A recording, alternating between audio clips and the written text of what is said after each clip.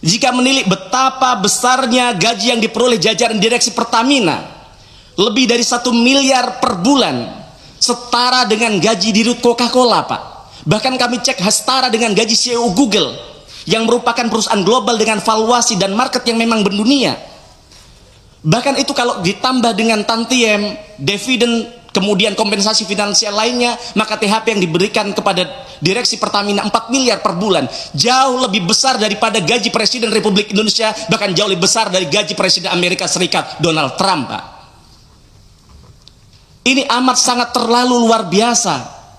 Maka seharusnya dengan angka sefantastis itu, direksi wajib bisa memberikan pelayanan terbaik, wajib bisa menghadirkan BBM berkualitas, wajib bisa memberikan BBM yang terjangkau untuk semua lapisan masyarakat, bahkan bisa membuat profit yang impactful bagi negara, harusnya.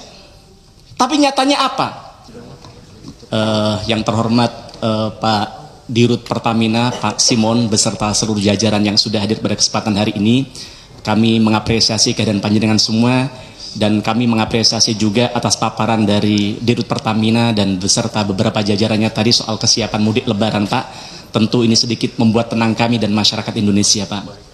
Namun innalillahi wa inna ilaihi roji'un, Pak. Di tengah bulan suci Ramadan, hari ini seluruh rakyat marah, Pak.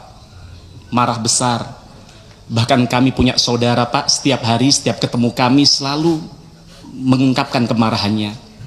Mereka kecewa begitu mendalam terhadap Pertamina karena mereka merasa tertipu bertahun-tahun selama ini, Pak. Seperti yang telah kami sampaikan di awal bulan Desember yang lalu tentang kualitas BBM Pertamina yang dipertanyakan oleh banyak masyarakat kami, hari ini kekhawatiran kami di tahun lalu, Pak, bom waktu itu benar-benar meledak, Pak. Maka pada kesempatan hari ini, pada RDP kali ini, jujur saja, Pak, kami sedikit kecewa. Kami tunggu-tunggu dari tadi paparan soal terupdate pertama oplosan, tapi tidak ada sebait kata pun yang menjelaskan soal itu di kesempatan pagi hari ini. Padahal kami menunggu-nunggu rapat ini dari berminggu-minggu yang lalu, sampai kami coba ingatkan di grup Komisi 6 dan sebagainya, dan alhamdulillah hari ini terlaksana, tapi juga tidak bisa mengurangi kegundahan kami dan masyarakat kami, Pak. Maka harapan kami korupsi yang sudah ditangani oleh kejaksaan, yaitu pertama oplosan yang katanya sudah merugikan negara lebih dari 1.000 triliun rupiah ini, Pak, dan juga bahkan yang kemarin yang terupdate ditemukan juga adanya kontrak oplosan antara Pertamina dengan pihak swasta yang sudah berjalan sejak tahun 2017. Maka saya berharap ada penjelasan sejelas-jelasnya, Pak, nanti di akhir sesi ini, Pak, karena jika benar maka ini adalah orkestrasi kejahatan totalitas yang masif dan terstruktur, Pak, dari hulu ke hilir yang sudah terjadi bertahun-tahun. Ini di mata kami bukan hanya sekedar korupsi yang merugikan negara, Pak, tapi ini adalah korupsi yang merugikan, menyakiti dan mengkhianati rakyat kita, Pak. Bahkan tadi malam, Pak Simon, ketika kami mau tidur, Pak, kami mendengar satu berita yang di-share oleh kawan kami di grup Komisi 6, Pak. Menangis hati kami, Pak. Sama tahu di grup itu apa, Pak? Pernyataan dari Kejaksaan Agung bahwa mereka menemukan grup WA yang judul grupnya adalah orang-orang senang. Naudzubillah min syarri dzalik, Pak. Jadi ternyata mereka melakukan selama ini dengan kesadaran, Pak, dengan menari-nari di atas penderitaan rakyat, merampok bukan hanya dari negara tapi juga dari rakyat kami, Pak. Kemudian Pak Dirut, baru-baru ini Menteri SDM mengatakan akan membangun kilang minyak yang dibiayai oleh Danantara dengan biaya mencapai 500 triliun rupiah. Lah jadi selama ini Pertamina tidak punya kilang baru, Pak. Padahal ketika 2019 yang lalu kami duduk di sini, ketika di situ di tempat Bapak ada namanya Bu Nike, saat itu menyampaikan bahwa RDMP Balikpapan maksimal tahun itu akan selesai, tapi ternyata kami baru tahu sampai tahun 2025 itu tidak tuntas juga, Pak. Sedangkan hari ini kebutuhan BBM kita 16 juta barel per hari, padahal targetnya pada tahun 2025 ini sudah bisa memproduksi 2 juta barel, Pak. Artinya kita bukan lagi hanya impor, tapi kita surplus, kita bisa melakukan ekspor BBM. Tapi ternyata semua itu hanya mimpi dan ilusi, Pak. Karena maunya oknum-oknum Pertamina hanya impor dan impor saja, Pak. Jadi saya melihat bahwa sebenarnya Pertamina adalah bagian dari mafia migas, Pak. Karena ternyata mafia migas telah mempengaruhi Pertamina agar menunda-nunda pembangunan kilang, Pak. Di sisi lain juga ada kebobrokan dalam manajemen SDM di Pertamina.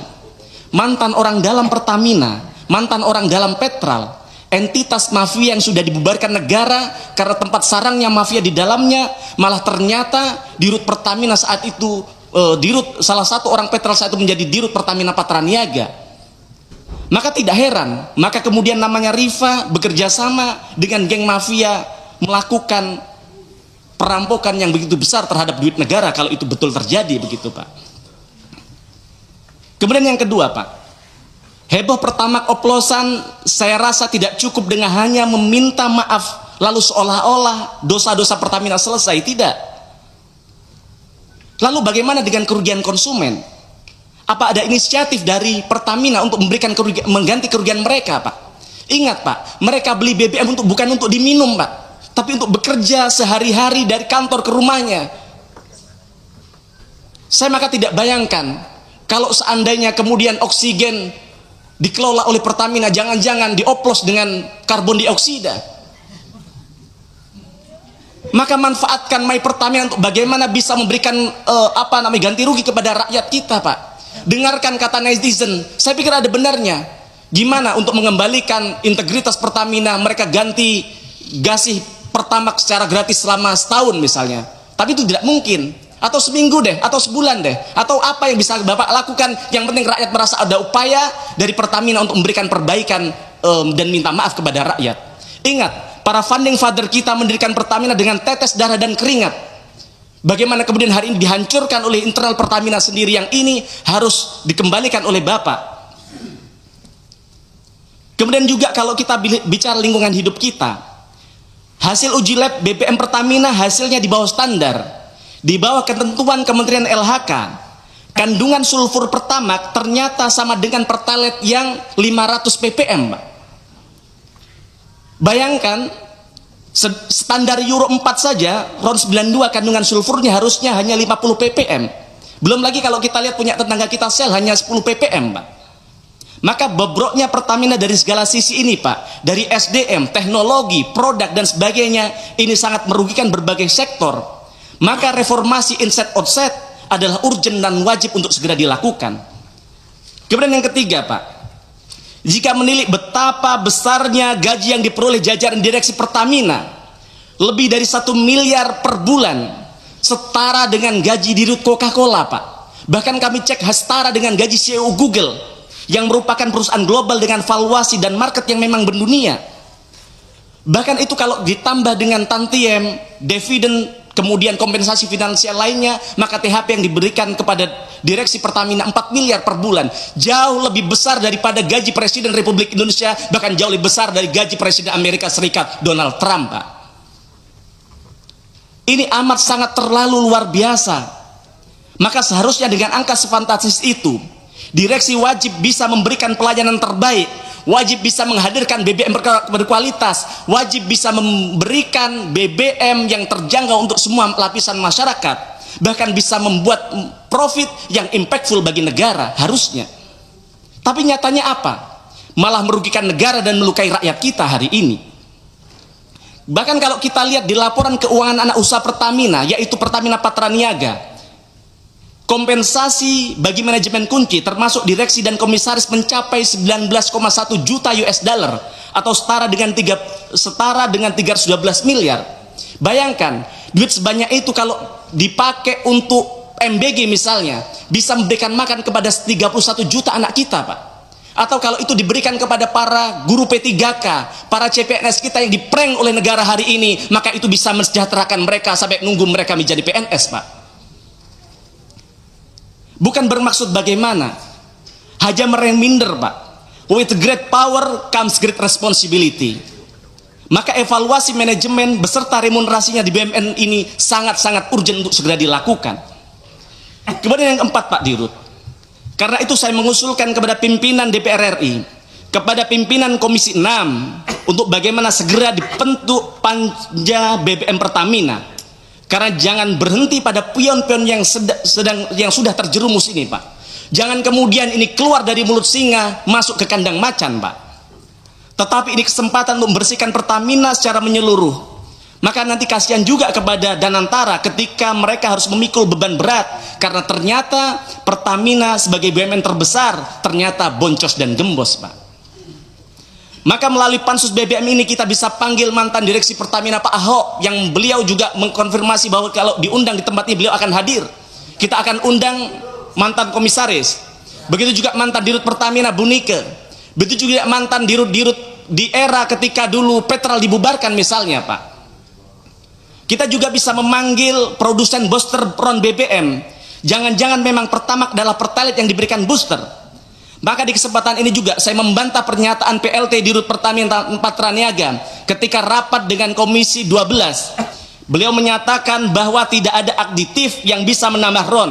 Kenyataannya, Pak PLT, kenyataannya ketika Bapak buka Google, ketika Bapak buka e-commerce, banyak sekali perusahaan yang kredibel yang menjual aditif, yang menjual booster, yang bahkan menjanjikan bisa menaikkan 5 poin. Misalnya dari RON 90 ke 95 yang jauh lebih besar dari Pertamax begitu.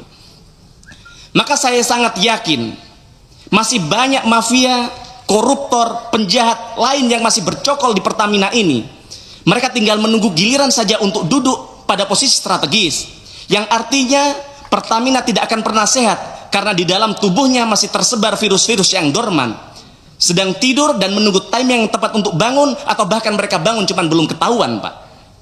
Maka kami usulkan panja BBM Pertamina untuk segera dilakukan untuk mengusut dari hulu ke hilir, Pak, untuk melihat siapa saja yang terlibat dalam proses pengoplosan ini, Pak. Maka Bapak harus belajar dari Presiden Georgia. Bagaimana Georgia, Pak, saat itu adalah negara dengan polisi lalu lintas terkorup di dunia. Bagaimana kemudian dengan keberaniannya pemimpin Georgia mengambil satu sikap dalam semalam mereka memecat hampir seluruh polisi lalu lintasnya yang korup. Dunia kaget, bahkan rakyatnya sendiri takut, Pak. Takut apa? Takut kemudian ada instabilitas keamanan karena tidak ada polisi lalu lintas lagi. Tapi jangan tahu hari ini Georgia menjadi salah satu negara yang sukses dalam memberantas korupsi. Yang ini harus Bapak lakukan, Pak. Mohon maaf, mohon izin tanpa mengurangi rasa hormat saya kepada Bapak. Di samping Bapak, Pak Alfian, beliau mantan dirut Pertamina Patraniaga. Bapak percaya beliau tidak terlibat? Saya juga tidak percaya. Tapi kalau kita belajar di negara Jepang, terlibat tidak terlibat, harusnya Pak Alfian mengundurkan diri dari direksi Pertamina untuk membuktikan dulu Bapak benar-benar tidak terlibat, baru kemudian kalau mau masuk lagi silahkan. Kemudian, Pak, untuk menyelamatkan nama besar dan bertahap mengembalikan kepercayaan publik, setidaknya saya mengusulkan 2 hal, Pak. Yang pertama, Pak Dirut, saya mengapresiasi Anda ketika konferensi pers menyatakan permintaan maaf atas kejadian Pertamax oplosan. Tapi saya kira itu tidak cukup, Pak. Belum menunjukkan ketulusan hati Pertamina. Ini masih sekedar lip service semata, Pak.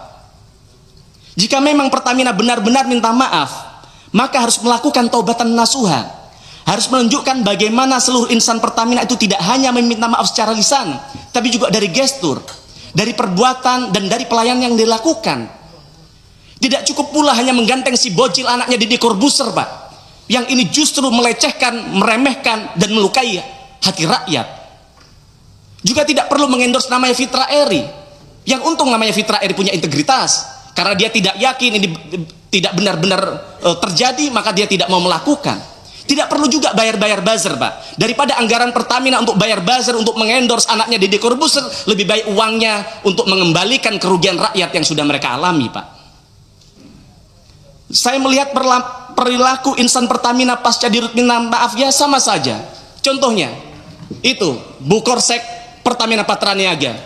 Kami menyampaikan sesuatu secara resmi bahwa kami akan melakukan sidak fraksi PDI Perjuangan. Tapi ada balasan dari beliau, tidak ada. Mas Mufti, iya, aspirasi dari teman-teman sudah terlalu panjang. Sudah terlalu panjang ya, siap. Okay.